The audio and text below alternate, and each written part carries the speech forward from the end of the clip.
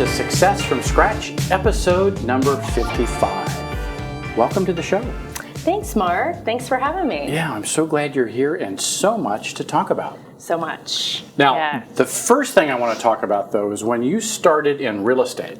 Yes. It was at probably the worst time in modern history, back in 08, 09. That's right. When everything was falling apart. That's right. It was a good time, right? It was every time's a good time to buy, sell, or invest, right? It's true. It's true. Every market has its buyers. So that's true. Before we get into that, let's go back, though, before your career in real estate. You were in new home sales? I was, yeah.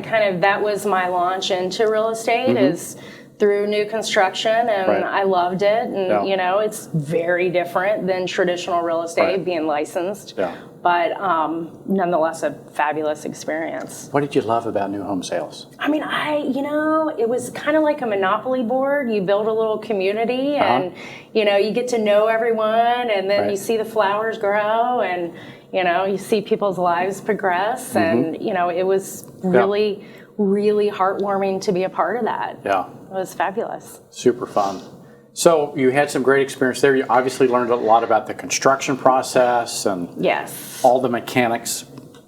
But you made the decision to go out on your own. I did. Was that tough?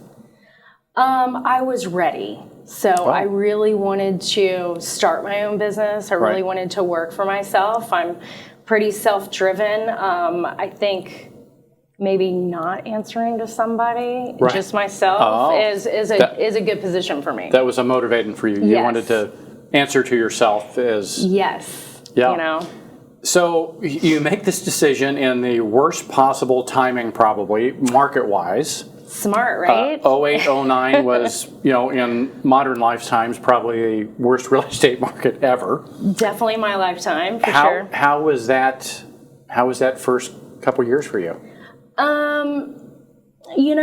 It makes me appreciate today for sure. I mean, I have the opportunity to tell people how much money they're going to make when they sell their home. And at that point, it was kind of how much money are you going to lose? Right. And that was a little painful. But, at the end of the day, it's still figuring out, what somebody needs or what somebody's looking for and how you can help with their situation. Right. So essentially it's the same. It's just the money factor was a little different. Yeah, money factor is a little different.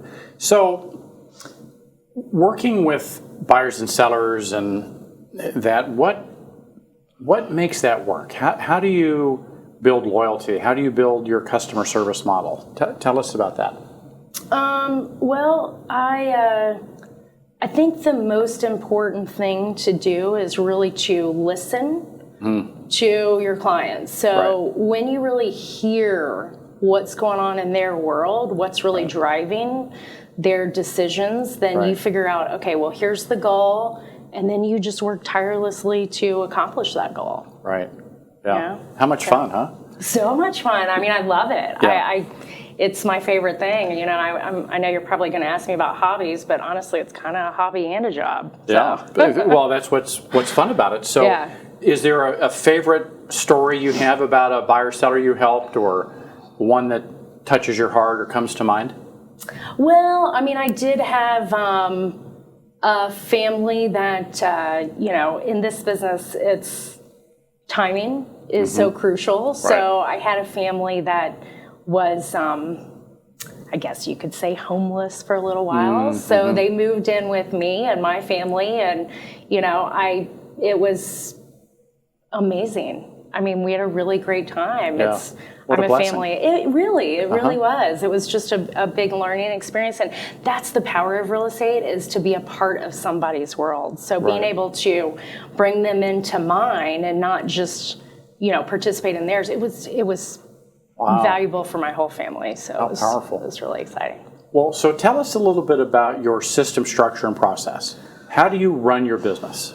Okay, well, I can, 10 years in the business, I've had a lot of failures with that. So being kind of very action-oriented, but also a little willy-nilly. So one thing it took me a while to learn is you have to have a process. So if you don't have a process, you you're just winging it. You can't really wing it to success. So what I did is I kind of dummied down what is the process, what are the steps to each sale. So what, when you take on a listing, what's the next step? Right. And once you're able to like articulate those and write them down, you can recreate that, and you can also recreate that with other people and other team members. Yeah. So that's a valuable thing that you can bring into your business to grow. And what I hear from you is it's not necessarily just the process, but also the experience of how the person experiences that process on the other end. It's all about the experience. Yeah. So, this is a repeat and, referral-based business. So if that experience isn't good for the client, then you're not going to get any other business, and you're probably not going to be a part of their world later. You'll always have to be hunting versus having some referrals. I mean, it's a cumulative based business. So the longer you're in the business, the easier it gets. And that would be my kind of word of advice to the new agents is stick with it. You can have one client that becomes 5 or 10. It's really creating that valuable experience for that one person at a time. I love that quote, a cumulative based business, or as I say, the compound effect. Yeah, compound effect. I like that. Of that. Yeah, so might copy that.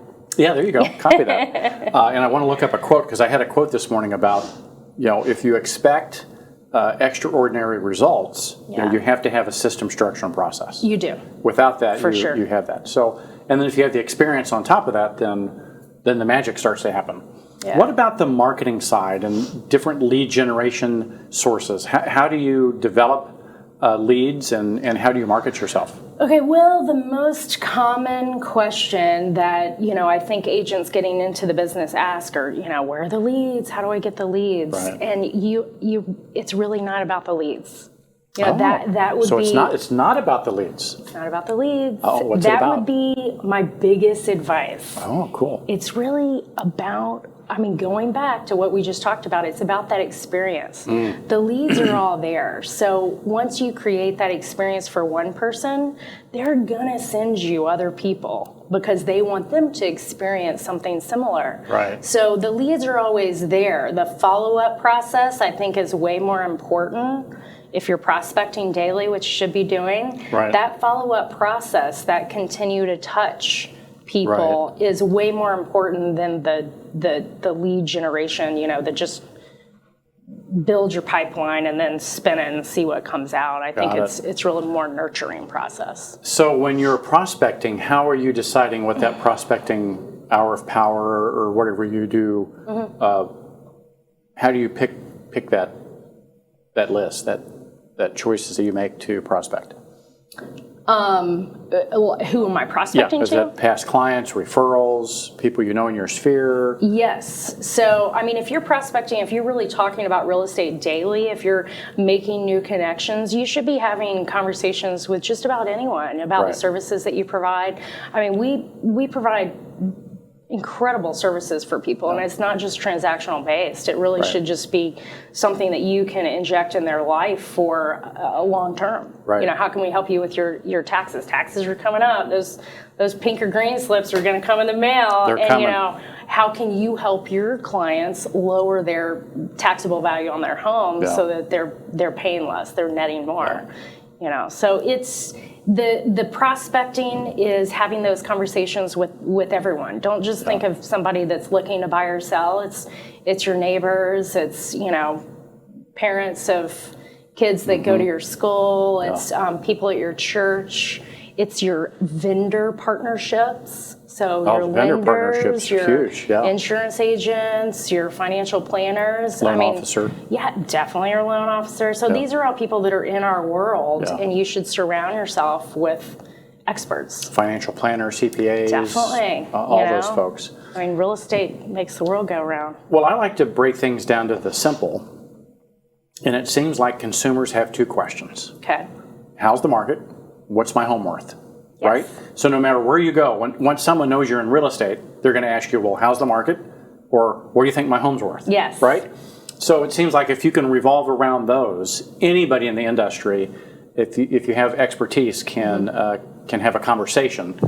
Sure. That you never know where that'll lead to uncover a prospect. Yeah. I mean, it's simple things like, what can I do to my home to generate a better return? Is remodeling the kitchen or the bathroom better? What's trending in tile right now? I mean, those are all the fun things, well, let me come over to your house and see, that's a lead. What are the color schemes? That lead, that becomes a prospect, that becomes a nurture follow-up system. So really it's, what can you do? The more people that you help, the easier it is to facilitate that into. Do you market that or make that known that you're, kind of have that eye? You have the eye on what's trending, and so people start to see you as the hub for that, or are you known for that?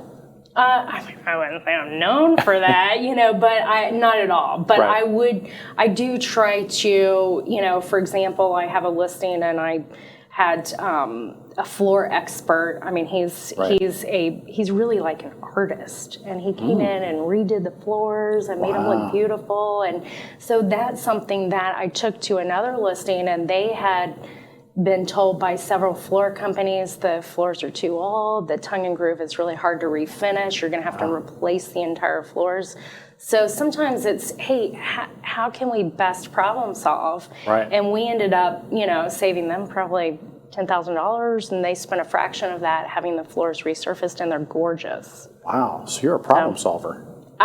Problem solving. I try to problem solve. Yeah, you're a problem solver. I think that's probably not a designer at all, but I love problem solving. So we're going to hashtag you problem solver. I like it. I like it. Yeah. I'll take it. So what trends are you seeing? What are people that are buying today looking for? Are they looking for a bigger kitchen? Are they looking for more common areas? Are they looking for that 3-car garage? What's happening out there? Yeah, well, I think that right now, because buyers are hypersensitive to pricing, as we've been increasing since about 2012. Right.